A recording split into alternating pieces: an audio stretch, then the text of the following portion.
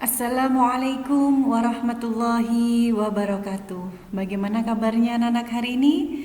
Mudah-mudahan semua tetap dalam keadaan sehat dan bahagia. Jumpa lagi dengan Ibu. Hari ini kita akan belajar tentang tema 6, subtema 2. Kita awali dulu dengan membaca basmalah bersama-sama. Bismillahirrahmanirrahim.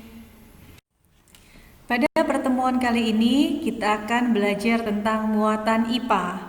Nah, pada muatan IPA kali ini kita akan belajar tentang perpindahan panas. Ada 3 hal yang akan kita pelajari bersama hari ini. Yang pertama adalah konduksi, yang kedua konveksi, dan yang ketiga radiasi. Untuk lebih jelasnya, kita lanjut yuk.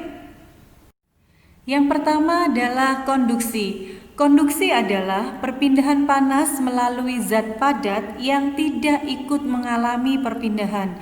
Artinya, perpindahan kalor pada suatu zat tersebut tidak disertai dengan perpindahan partikel-partikelnya. Nah, contohnya apa saja? Yang pertama, benda yang terbuat dari logam akan terasa hangat atau panas jika ujung benda dipanaskan. Misalnya, ketika kita memegang kembang api yang sedang dibakar, kita akan terasa panas di bagian yang kita pegang. Yang kedua, knalpot motor menjadi panas saat mesin dihidupkan. Yang ketiga, tutup panci menjadi panas saat dipakai untuk menutup rebusan air. Yang keempat, mentega yang dipanaskan di atas wajan menjadi meleleh karena panas.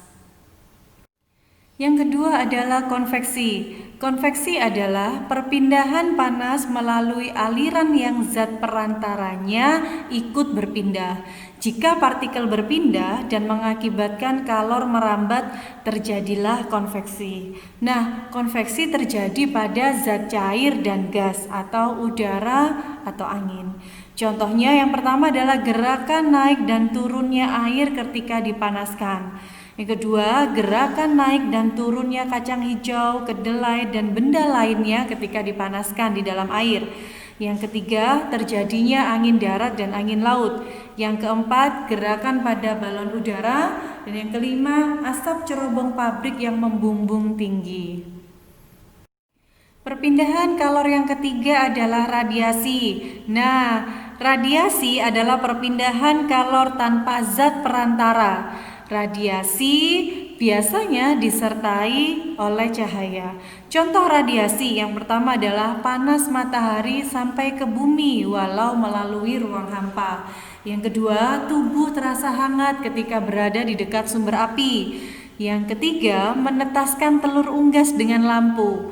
Yang keempat, pakaian menjadi kering ketika dijemur di bawah terik matahari.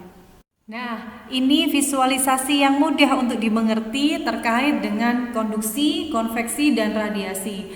Konduksi yang berhubungan dengan benda padat, nah yang di sekitar pegangan tangan kita itu konduksi. Gerakan airnya konveksi, sedangkan panas yang kita rasakan dari api ke tangan kita itu adalah radiasi. Sudah mulai paham anak-anak? Kita lanjutkan dengan beberapa contoh ya. Contoh yang pertama yaitu tentang konduksi. Nah, tadi konduksi terjadi pada benda padat. Partikelnya tidak ikut berpindah ya. Nah, ketika ada ujung logam yang dipanaskan, maka panas itu akan merambat dari ujung yang dipanaskan menuju daerah yang ada di sekitar tangan kita.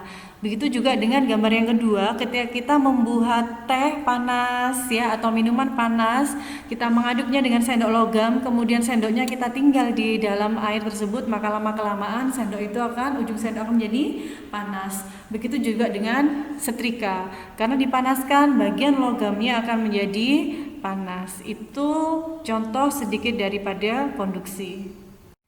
Contoh selanjutnya tentang konveksi. Nah, yang pertama adalah gerakan pada balon udara.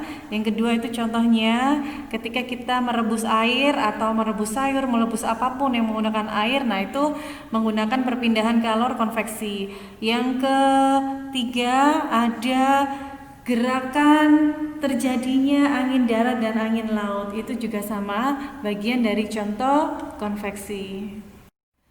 Contoh yang selanjutnya adalah tentang radiasi. Pertama, panas matahari bisa sampai ke bumi. Yang kedua, baju yang semula basah kita jemur lama-kelamaan akan menjadi kering karena ada perpindahan kalor. Yang ketiga, ketika kita melakukan kegiatan api unggun dan sebagainya, nah kita bisa melihat di situ bahwasanya apinya di tengah tapi kehangatan api tersebut bisa kita rasakan dari tempat yang jauh. Itu yang disebut dengan radiasi.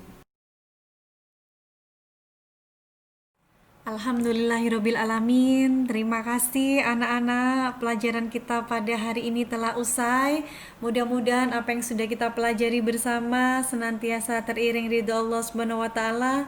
Semua yang menjadi ikhtiar kita, semua yang menjadi cita-cita kita, mudah-mudahan senantiasa dimudahkan dan dikabulkan oleh Allah Subhanahu wa taala. Mudah-mudahan semua yang kita pelajari senantiasa menjadi ilmu yang manfaat dan barokah dunia dan akhirat. Jumpa lagi di kesempatan yang lain. Terima kasih. Wassalamualaikum warahmatullahi wabarakatuh.